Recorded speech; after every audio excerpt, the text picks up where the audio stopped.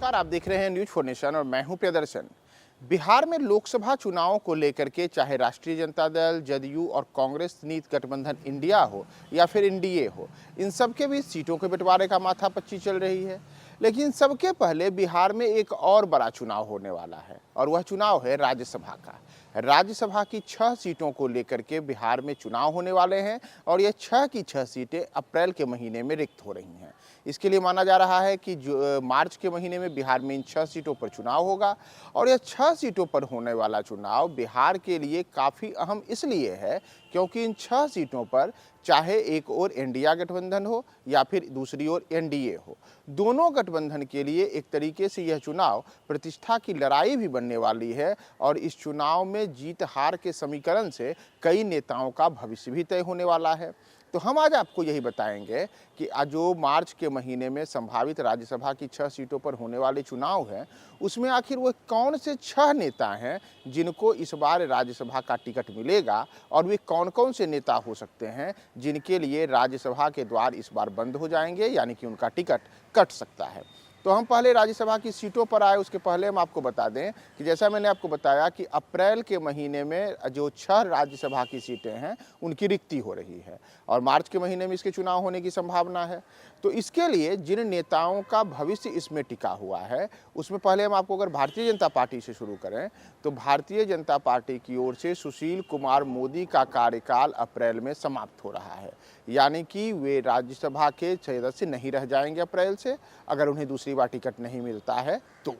उसके बाद अगर हम राजद की ओर से आएँ तो राजद की ओर से राज्यसभा के 2 सदस्यों का कार्यकाल खत्म हो रहा है। एक है राज्यसभा के राजद के सांसद और तेज तर्रार नेता माने जाने वाले मनोज झा, वही मनोज झा जो राज्यसभा में अक्सर राष्ट्रीय जनता दल के एक चेहरे के रूप में अपनी बातों को तेज तर्रार तरीके से रखते हैं।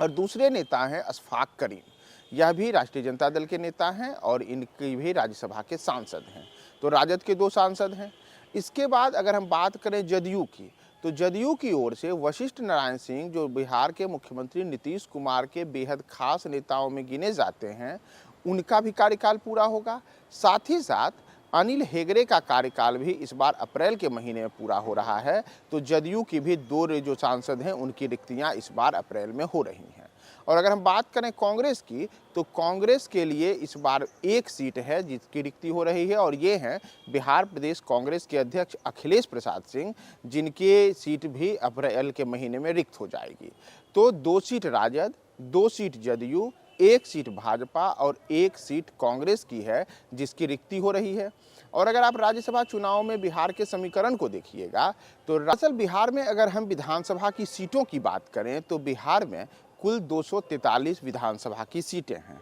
और मौजूदा समय में अगर हम बात करें तो राष्ट्रीय जनता दल के पास सर्वाधिक 79 विधायक हैं। इसके अलावा जदयू की ओर से 45, कांग्रेस के 19 और 16 वाम दल के विधायक हैं जो मौजूदा सरकार में, नीतीश सरकार में शामिल हैं। दूसरी ओर विपक्ष है जिसकी अगर हम बात करें तो उसमें एनडीए यानी कि भारतीय जनता पार्टी के कुल 78 विधायक हैं और 4 विधायक हिंदुस्तानी अवाम मोर्चा यानी कि बिहार के पूर्व मुख्यमंत्री जीतन राम मांझी की पार्टी के हैं। तो इसे लेकर के कुल 82 विधायक होते हैं। तो ऐसे में इन 82 विधायकों के समर्थन से एनडीए की ओर से इस बार आसानी से 2 लोगों का निर्वाचन राज्यसभा के लिए हो सकता है। और इसके अतिरिक्त 2 और विधायक हैं। एक विधायक हैं निर्दलीय सुमित कुमार जो मौजूदा नीतीश सरकार में शामिल हैं और इसके अतिरिक्त एक विधायक हैं AIMIM के यानी कि असदुद्दीन ओवैसी की पार्टी के, वो फिलहाल विपक्ष में हैं। तो जैसा मैंने आपको बताया कि बिहार में अगर किसी व्यक्ति को राज्यसभा के लिए निर्वाचित होना है तो उन्हें कम से कम 37 विधायकों की आवश्यकता पड़ती है। तो अगर हम 37 के गणित के हिसाब से देखते हैं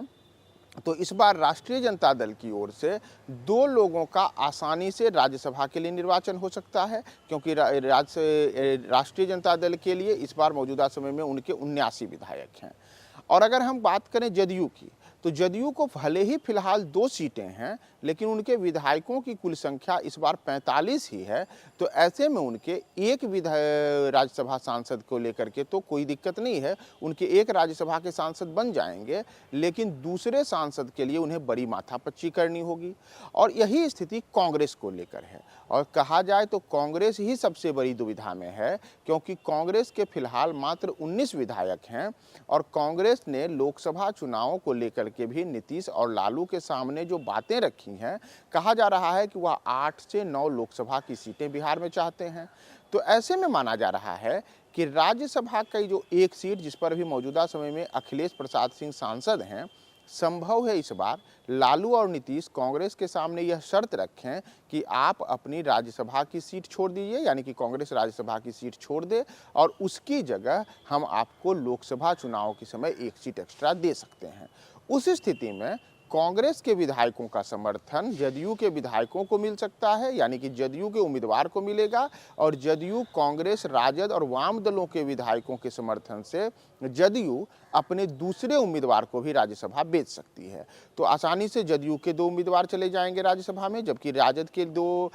उम्मीदवारों के राज्यसभा जाने में कोई दिक्कत नहीं है। इसके अतिरिक्त जैसा मैंने आपको बताया कि इस बार सबसे बड़े फायदे में भाजपा रहने वाली है। दरअसल भाजपा के मौजूदा समय में 78 विधायक हैं, और जैसा मैंने आपको बताया कि राज्यसभा के लिए जो सीटों का गणित है वह 37 है। तो बड़ी आसानी से इस बार भारतीय जनता पार्टी की ओर से 2 लोगों को राज्यसभा भेजा जा सकता है। तो आसानी से भाजपा इस बार सुशील कुमार मोदी के अलावे किसी और को भी भेज सकती है। लेकिन जो पेच फंस रहा है उसमें कहा जा रहा है कि भारतीय जनता पार्टी इस बार कई बड़े बदलाव कर सकती है, और बड़े बदलाव में कहा जा रहा है कि सुशील कुमार मोदी को आगामी लोकसभा चुनाव में भी मैदान में उतारा जा सकता है। तो ऐसी स्थिति में भाजपा इस बार मोदी के साथ साथ एक नए उम्मीदवार के चेहरे को पेश कर सकती है। तो भाजपा राज्यसभा के चुनावों में किसी नए उम्मीदवार, नए चेहरे को सामने ला सकती है। और राजद की, जैसा मैंने आपको बात किया कि मनोज झा उसके सांसद हैं, माना जा रहा है कि मनोज झा को तो फिर से टिकट मिल ही जाएगा, लेकिन अशफाक करीम को लेकर कहा जा रहा है कि लालू यादव चाहते हैं कि अशफाक करीम इस बार कटिहार या सीमांचल के किसी दूसरे हिस्से से लोकसभा का चुनाव लड़ें। तो ऐसी स्थिति में राजद अपने लिए इस बार किसी दूसरे उम्मीदवार को अशफाक करीम की जगह राज्यसभा भेजने की तैयारी कर सकती है। और जहां तक बात जदयू की अगर हम करें, तो जदयू की ओर से माना जा रहा है कि इस बार अनिल हेगड़े तो फिर से नीतीश कुमार राज्यसभा भेज सकते हैं, लेकिन दूसरे जो उनके सांसद हैं वशिष्ठ नारायण सिंह, वह इस समय आयु संबंधी परेशानी से जूझ रहे हैं, यानी कि वे अलग अलग बीमारियों से जूझ रहे हैं जो कि उनके उम्र के कारण है। तो संभव है कि अगले चुनाव में जो मार्च में होगा उसमें जदयू को अगर दूसरे सीट पर चुनाव लड़ाने का किसी को मौका मिलता है, तो जदयू अपने किसी ऐसे चेहरे को उतार सकती है